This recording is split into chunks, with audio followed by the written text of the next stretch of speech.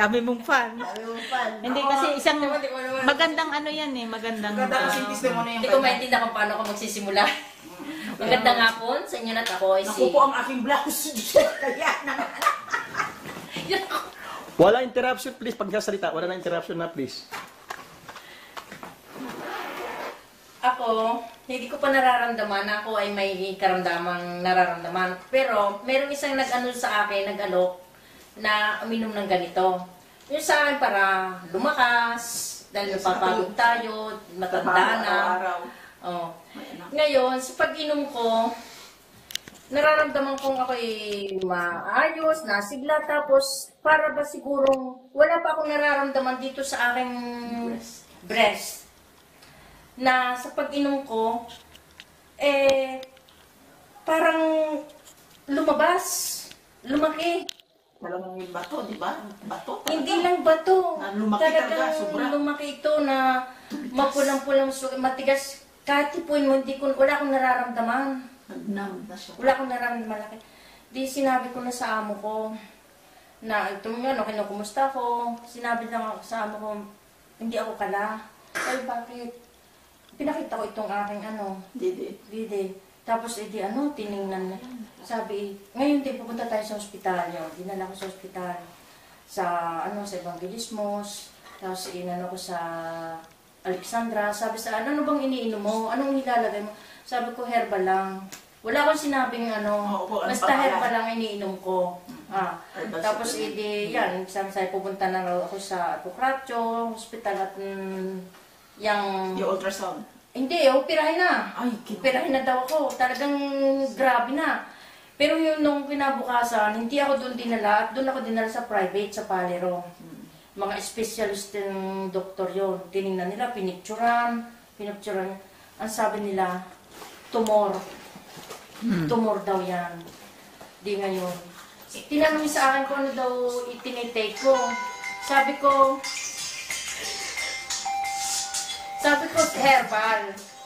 C24 ko na rin. Naririnig daw niya.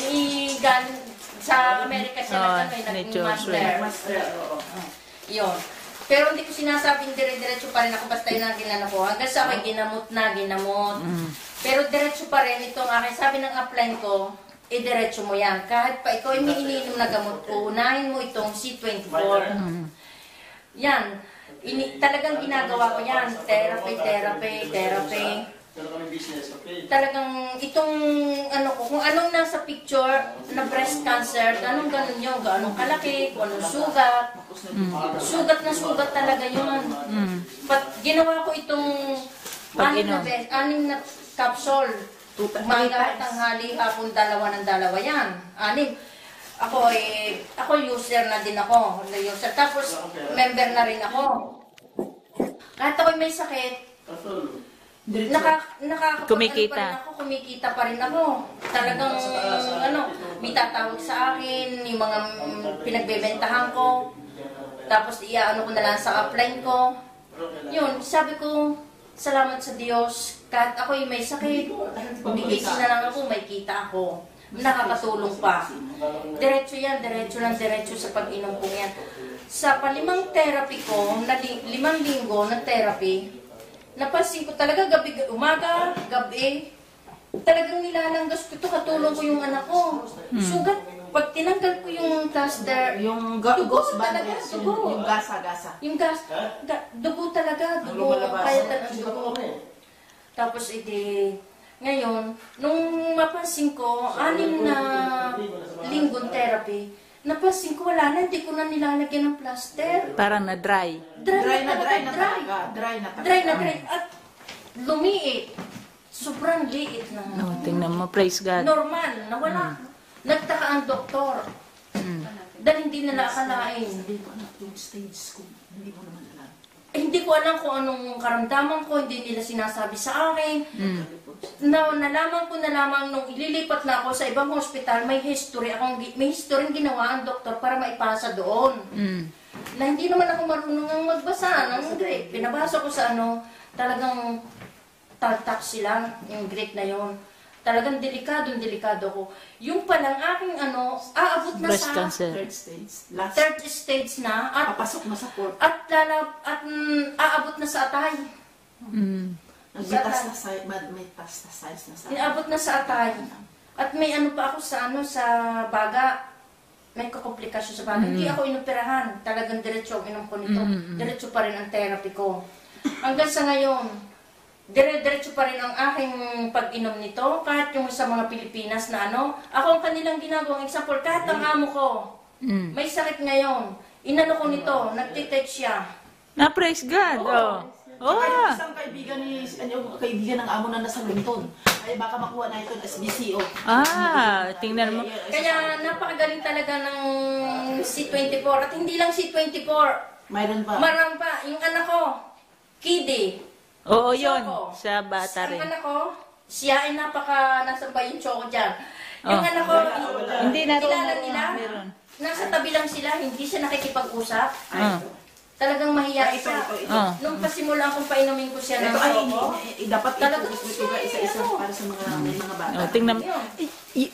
Gusto mong, you don't mind yung kung tanggalin mo. Kasi Ipakita mo, sabi mo na nagkikimo ka, yan. ako nagtitay mo ako. Ito, Yan siya. wala na akong buhok. Yan. O, tingnan mo siya. Ito. Pero ang lakas pa rin ng loob ko. Oo. Ito, inano lang ng amo ko talaga. Binila nila ako, pinasaya nila ako dahil ang aking buhay may taning na pala. hindi niya alam. Hindi ko alam. Kaya nga, salamat sa Diyos. Salamat at Hindi ko alam na may taning na buhay ko. Tuwing ako nag-therapy, tawag ako sa Pilipinas. May pamangkin akong tunay na paman, madre siya. Sabi ko, pipipray nila ako. Tuwing na lang ako magte-therapy, text ako sa nanay, sa lahat ng community. Tinetext ko sila. Nagpipray over ako. Kaya salamat din ito sa C24. Napakalaki ng tulong. may anak siyang maliit ilang taon. Malakas ako, dapat ako nagsusuka. Wala Totoo siyang yan. suka, wala siyang suka. Kasi pag may kinikemo ka, Pagkain, ganado, tuwing ako, pagkatapos ko ng therapy, sa therapy, tulog. Hindi ko alam kung mga anong sinasaksak sa akin, kung ilan yun. Madami, may 8. Pagising ko, diretso na ako sa toilet, iihi. Tapos gutom na gutom ako. Tsaka ako'y masigla. Yun, awa ng Diyos.